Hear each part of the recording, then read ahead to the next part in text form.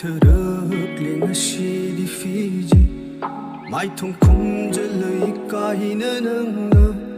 lot le bar kang lei pak ima marai bak ming ba sha ma pham nai ba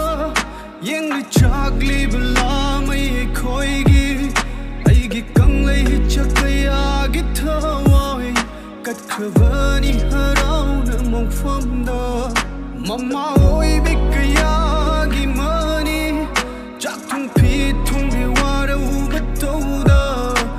Hing ning sel khang na